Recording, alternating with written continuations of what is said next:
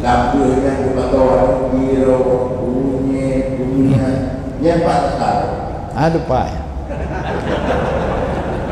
boh mana ada pak dasar hai monyo kesedekah geut kalanya ada geut tapi yang kusuh adanya yang ke bawah puasa kunyit habis ana ada puang ada pat terus kunyit dikrek bomano sabo anak kirawa jadi kepegang untuk biasa lam juga anak biasa anak biasa juga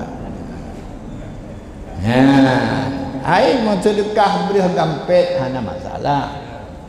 taniatnya sedekah almarhum atau almarhumah aja nak buku jadi itu berdiri di masa akan datang biar kita betul kita buka dengan betul anak-anak bukunya ini terus beda bu jangan kira pintunya ibu tak punya bom gampang je cik cuman dalam masalah amai untuk orang meninggal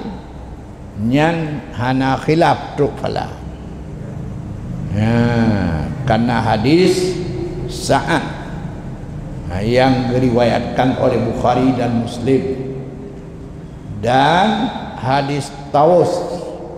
yang tersebut dalam Fatwa Kubra yang keseluruhannya pegat makanan kepada muslimin muslimat yang gekasat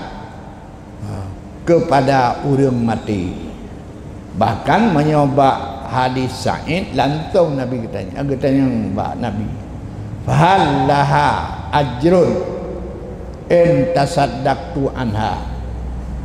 truk kegaknyan pahala jika lon bersedekah atas nama agaknya yakni lon bersedekah nyo sedekah mak lon nyo sedekah ayah lon petruk pahala agaknya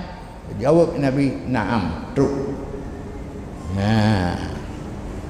jadi hana khilaf betul lah